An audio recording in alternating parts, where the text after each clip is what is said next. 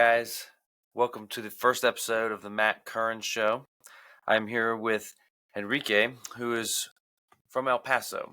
And today's episode, we're going to talk a little bit about what's going on in El Paso and, more importantly, what's going on at the southern border and just Texas politics in general. So, Enrique, I appreciate you joining us today, and thank you for taking that time. Hi, Matt. No, thank you very much for having me. I am very grateful to be here and looking forward to our conversation today.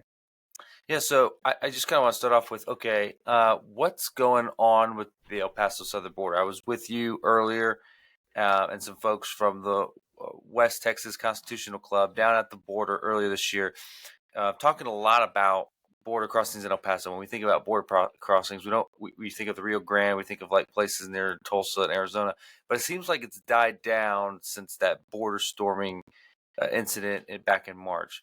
Can you expand on what's kind of happening in El Paso both currently and throughout the year? No, absolutely.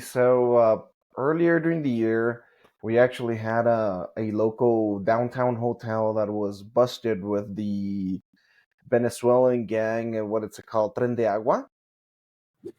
Mm. There was a big bust that a hotel was being used as a center or as some type of HQ for that Venezuelan gang who's actually managed to get across our border and even coming in through El Paso. So even though the main part of the border crossings has shifted to the valley, the Rio Grande Valley down in South Texas, here in El Paso between our border with New Mexico, which is called the city of Santa Teresa, we are still seeing crossings there on a daily basis. Not as high as a year ago or even 2 years ago, but we are still seeing quite an influx of crossings. Now, why is that? Why, has it, we see record numbers across the border throughout the entire southern border, but El Paso's gone down? Yes, so you see here in El Paso, since both the city of El Paso and the city of Juarez, together they make quite a large, you could say, metropolitan area between both.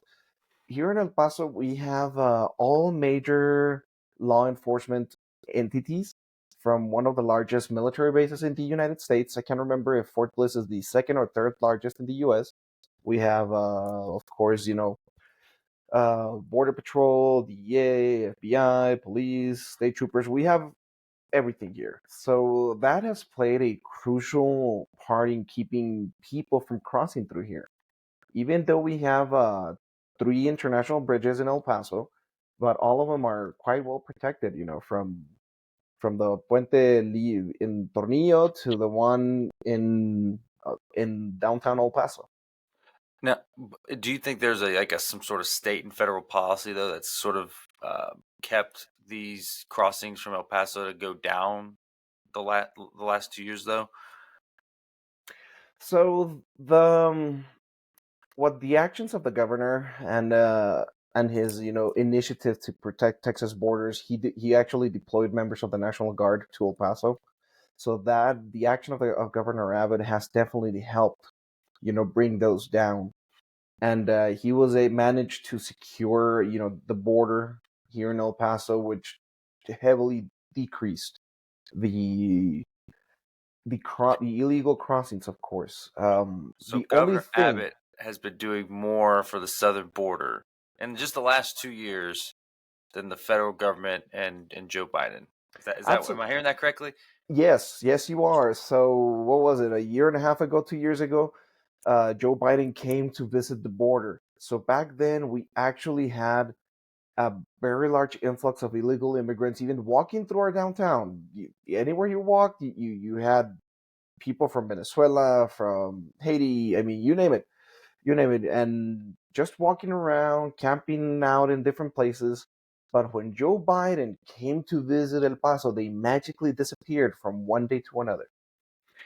What percentage of El Paso would you say is purely illegal immigrants? That's not including the green card folks or the workers that come over from Juarez. I'm talking came across the border illegally and is now inhabitants of El Paso. Oh man, that's a tough one to say. I mean, Probably maybe 5%, between 5 and 10, and I'm good. I'm that probably going pretty high. Okay, so okay, you live in El Paso. You're a legal citizen there. What's keeping you in El Paso? Right? You've got this border crossing, sex trafficking, drug cartels. Like, what's churning El Paso's economy? So what helps El Paso, we have this type of a positive symbiotic relationship with the citizens of Juarez. So this crossing, it's one of the most important, in the United States, if not the most important, because even because both cities have become one, hence why the region is called the Paso del Norte region, which includes Ciudad Juarez, El Paso, and Las Cruces.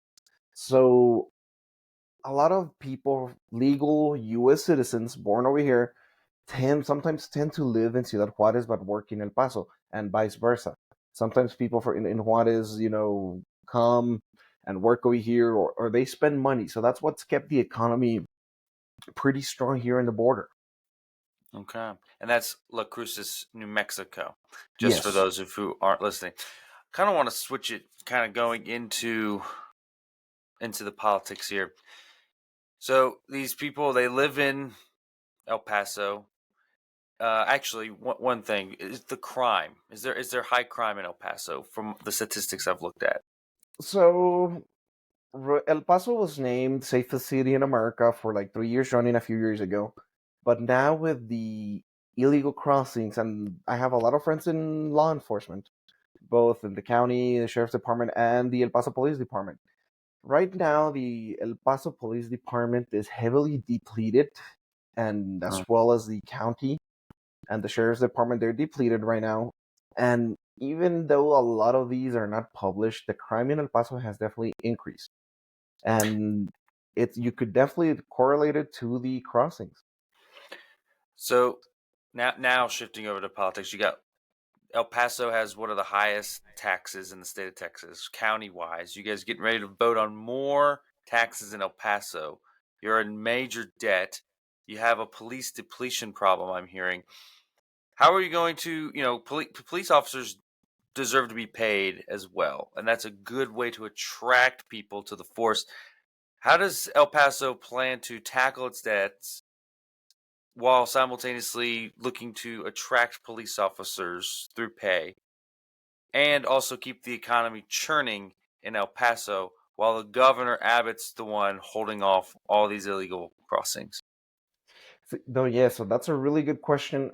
So we have right now El Paso, even on the America's 50 largest cities. If I'm not mistaken, we were ranked number three on highest tax rate here in El Paso. Hmm. We have the population hasn't grown in the last 12 years, has grown only 0.5%. So more people are leaving than they're actually staying, right? And you would think we would have grown a couple percentage points, but we haven't, just half in 12 years. Our population is definitely stagnant because people usually just come pass through here but don't stay. But our elected officials, especially in the county, they are spend big people. They usually don't have the taxpayer intent. They spend like if we were a huge city with 8 million people, they even like to use the term, we don't want El Paso to stay behind. We don't want to be behind Dallas, Houston, or even San Antonio. But the thing is, they contradict themselves because we don't have the population that those cities have.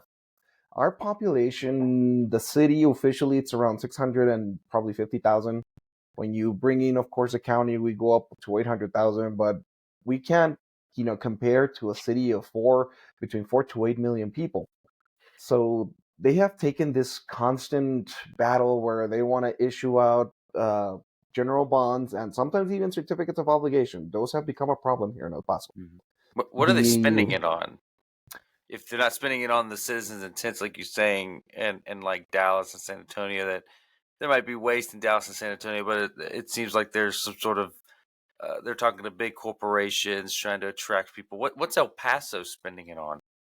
so so right now the county has issued almost around $800 million in general bonds. About 798. 400 of those are gonna go to our UMC, which is a University Medical District. Um, right, the University Medical Center. I'm sorry, but that falls under the county, the UMC district. That hospital was, of course, its main purpose. It's to serve the people who are uninsured, but they want to expand it into bringing a cancer research institute, expand the hospital, because they claim that if they are able to compete with private hospitals, they're going to increase revenue and it's gonna cost less for El Pasoans. But of course, that's not gonna happen because what they don't tell people, yes, they're issuing out $800 million in debt, but they don't tell people that on the long run it's gonna double that plus with interest. People are gonna end up paying about $1.6 billion in all of these debts. That's just half. The other half, they say, are some are going to Parks and Rec, others are going to upgrading some buildings in the county, and things like that. Yeah, when I think of, I need top line medical care, I'm not going to El Paso, Texas. I don't know if El Paso doesn't sound like they should be getting into the hospital business. They should just let the private sector run it. And when you mention uninsured, I can't help but think that they want to serve the illegal aliens that are crossing the border and all those illegal aliens who are then going to suck up more of the tax-paying dollars, and illegal aliens are not the one paying any tax dollars. Absolutely. So, I mean, if those illegal aliens, those illegal migrants coming through our border, if they're hurt, of course they end up at UMC. Well, you talk about elected officials. Uh, Congresswoman Veronica Escobar was reelected at 63% just in her last election. Election's upcoming next week. Hispanic vote tend to be trending more Republican. I don't expect Veronica Escobar to not be reelected this upcoming time. Are we seeing are you seeing in El Paso sort of Republicans chipping away at that vote? Are Hispanics slowly going to be able to knock her out sometime within the next decade? Yes, so it is very slow, but El Paso has been shifting a bit more to the right. Uh, so here's the curious thing. About a year or two ago, the El Paso Chamber conducted a survey of what people consider themselves, conservative, liberal, and a vast majority of people, more than expected, said they consider themselves conservative. But since El Paso has been dominated by blue politics, Democratic politics, a lot of people still have in mind the blue vote blue no matter what. Mm. Yes, absolutely. And I mean, Joe Biden won El Paso almost with 70% of the vote in 2020. And Veronica Escobar, over 60. I don't expect it to go under 60% this year. It probably won't be 63, but it won't go under 60. I don't expect it. So And it's if it's like a 70-30 gap. So El Paso actually has no Republican elected officials at all.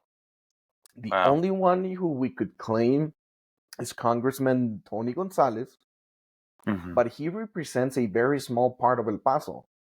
He mostly represents the far east counties, like the city of parts of the city of Socorro, Tornillo, Clint, San Elizario, Favens, and of course, right?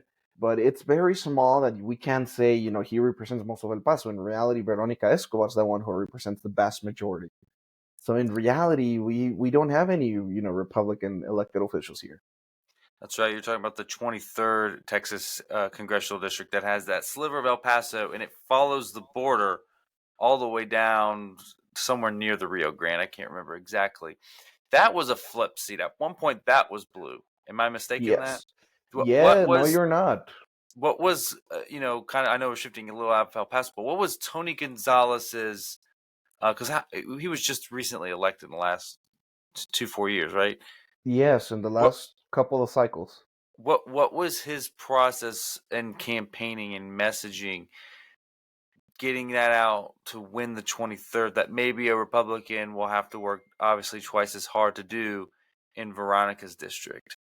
So the one thing why the little part of El Paso that he represents, the reason why a lot of people like him here in El Paso is because he actually shows up. He's the only statewide elected official who has a field office here. So not even Governor Abbott nor Senator Cruz or Senator Cornyn have field offices in El Paso. Hmm. If people like that, statewide officials like them, would actually establish field office here in El Paso, that would help increase the trend in which El Paso starts shifting from blue to red. Because a lot of El Pasoans feel disenfranchised that their statewide elected officials do not care about El Paso because they rarely come to El Paso. Unless there's usually a fundraiser involved or some type of tragedy, you will see them here. Other than that, they don't come. So the folks of El Paso sort of feel like the redheaded stepchild of Texas, and they need to Yes. feel some before they want to leap into the red fully. They need to feel like they're being connected to with their politician. That's surprising to know that Senator Cruz, Senator Cornyn, Governor, they don't have any offices in El Paso. Why? Okay, so you're Senator Cruz. This is fascinating. So you're Senator Cruz, you're Senator Cornyn, especially Senator Cornyn, probably courtshipped right now into being the potential next majority leader in the Senate. Something that's not being talked about enough in the media, by the way. You don't have any representation in El Paso, especially when Senator Cruz going around talking about the Hispanic vote shifting, blah blah blah. Why? Why not? Why not put anyone there? So they claim, since we're so far out in far west Texas, that it's harder and even more expensive to have a field office out here. But some of us have always said if they came together, between all three of them, pitched in for the cost, shared the cost, it would be Mm-hmm. much cheaper, between all of them to have a field office here, some type of representative. And that would actually help El Paso because El Pasoans would feel that the rest of Texas cares about El Paso. The El, way El I look Paso at it, sometimes, yeah. Sorry, Enrique. No, Uh, no, the no, way no, you're the fine. the way I look at it is I look at each congressional district as sort of a number. That's 750,000 people on average is what a congressional district represents. El Paso has a tiny little dot, so that's 750,000, and then Tony Gonzalez has a sliver of it. So you could make a rough estimate of about 1 million people. So that's 1 million people out there. And I know Houston, San Antonio, Austin, like those are big things. But you're talking something that's twice the size of Wyoming, and they get two senators. I don't think Americans would be opposed to you spending some money so they can be represented more out in El Paso. That's very shocking. I'm glad you brought up Senator Cruz because I did want to shift it over to something larger, a little bit larger than El Paso itself, being in Texas. Senator Cruz looks like he's going to win. It'll be tight. Why is it tight? Why is John Cornyn always able to walk away? Why is Greg Abbott able to walk away? Why is Senator Cruz always in these tight battles for his life in a re-election in deep red Texas? Because Senator Cruz tends to get himself into funny situations. He tends to sometimes make comments or do stuff that you don't see Senator Cornyn do or Governor Abbott do. For instance, the big one that has cost him trouble a couple 2 years ago when Texas froze and the Texas grid kind of went down and millions of Texans lost power for days, even up to a week. Senator Cruz was caught trying to go to Cancun with his family when that was going on. So a lot of Texans have not forgotten that when a lot of people were suffering or even almost freezing to death because there's no power, there's no without electricity, they don't get to heat up their homes. And well, of course, we do live in a society where social media and every single thing now, from your watch, your glasses, your phone, can record or take pictures. And he was caught at the airport heading to Cancun, while a lot of people were stuck behind, dealing with the trouble. So Senator Cruz tends to get himself into funny situations. Yes, even though he gets the job done, he tends to get himself into funny situations that people don't forget. And hence why he is always in tight races fighting for his life. Even though of all elected officials in Texas, he probably has the most name recognition, not just in Texas but nationwide. Nationwide, that's right. He ran for president in 2016 and won the Iowa caucus, came up close to beating then candidate Trump and Senator Marco Rubio. Sort of ending the segment, sort of on a broader picture, presidential wise. Obviously, Trump will win Texas. I don't see that. But just breaking this morning, uh, just kind of get your reaction to it. Your neighboring state, and with you living on the border, you can kind of talk a little bit about New Mexico. President Trump's visiting New Mexico. He obviously had his rally last night in New York City, and he's going to be visiting Virginia. He's trying to sort of expand the map. Very similar. I see it to the way Senator Cruz and Kamala Harris are. They're not in touch. They're not on the ground. They don't have that instinct of always having to appear a certain way. Do you think Trump could potentially win New Mexico with his rally in Albuquerque?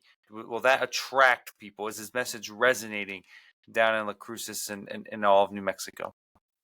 If he had held the rally in southern New Mexico, Las Cruces area, he could probably tilt the he could tilt the oh man, I'm forgetting the word. I have it just at the tip of my tongue. The balance. He could tip the balance because here's the deal. Northern New Mexico is mostly a Republican stronghold, so he should win that easily. Albuquerque, their demographics and whatnot tend to vote, more to the right. But southern New Mexico, because of like you said, because they're so close to the border, that seat has become a hot seat that almost every single election cycle it flips. Someone else wins it. Sometimes a Republican, sometimes a Democrat. Like no one has been able to hold that seat And you talk about the Southern Congressional for District, the third Congressional District yes, of New Mexico. Okay. yes, currently held by what's his name, Gabe Vasquez, Mm-hmm. and currently being challenged by Yvette Herrell, who is the former incumbent. So that seat, no one has been able to hold it for more than one cycle in the last probably 12 years. It's been a hot seat. And I feel that if he had concentrated more to the south, he would probably be able to tilt the balance that people would probably might rally behind Republicans in southern New Mexico, and he could have probably to win it. But do you think the media market of Albuquerque, local papers, local social media, that will break through to those in southern Mexico? Will they feel like they were visited if it was Albuquerque versus the southern state? Do you think that will break through? Not in the south, no. You would have to show up for them because southern New Mexico is tends to feel left out from northern New Mexico, and hence why even their congressional district is so hot. Anyone can flip it. Um, they feel pretty much disenfranchised too, and parts of southern New Mexico are actually really close to El Paso, and you could say we've created this symbiotic relationship with them. This one, three cities, three states, one community. So, they face the same thing El Paso tends to face being feeling left out of Texas. Well, they feel left out of northern New Mexico. So if they went more south, they'd probably be able to flip. Awesome. Well, Enrique, I appreciate you joining us on the Matt Curran Show as we dive deep into local, state politics, even national politics, see what's going on around the country, and gathering those sort of stories. I think the listeners and watchers will find this fascinating. And we'd like to have you back on at some point after the election just to kind of discuss what the results were in these areas, what movements we saw. Because I believe, just like you do, that if politicians show up and they can represent us, people will take tune to that. And like you stated out earlier, people are naturally conservative. They just have to have people that are willing to work as hard as they do so they can be represented in those places. So, Enrique, appreciate you joining the program. No, thank you very much for having me, Matt, and I'll gladly, come back on the show. And you are right, Hispanics are naturally conservative, but you have to do the work to get them to stay, in line. But absolutely, thank you very much for having me today, Matt. Thanks, man.